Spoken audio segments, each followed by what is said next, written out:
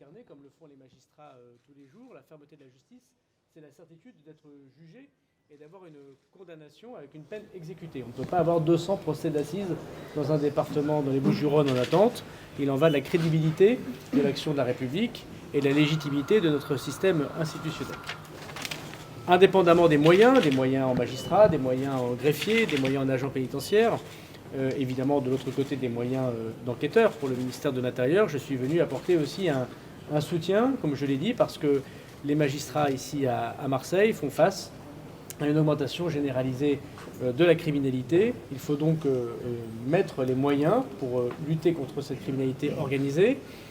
Et le point le plus important, sans doute, des prochaines semaines, des prochains mois, peut-être même des prochaines années, c'est les moyens contre le blanchiment d'argent. Il faut taper au portefeuille.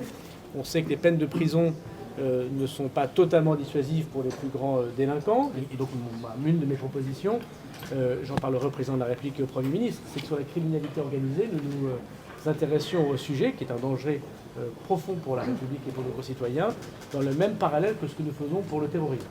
Et donc, c'est pour cela que j'ai proposé que nous fassions d'abord une sorte d'appartement témoin, si vous permettez cette expression, en prenant les 100 plus importants narcotrafiquants qui sont dans nos prisons.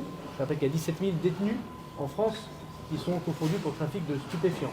Donc 100 sur 17 000, je pense qu'un grand pays comme la France est capable de le faire, en isolant ces personnes particulièrement, en les fouillant particulièrement et en brouillant particulièrement leur communication, parce que c'est pas la même chose quand vous avez un grand narcobandit qui a un téléphone avec accès à des réseaux cryptés et des réseaux sociaux, à une personne qui est là quelques mois en prison et qui n'était pas là pour trafic de stupéfiants.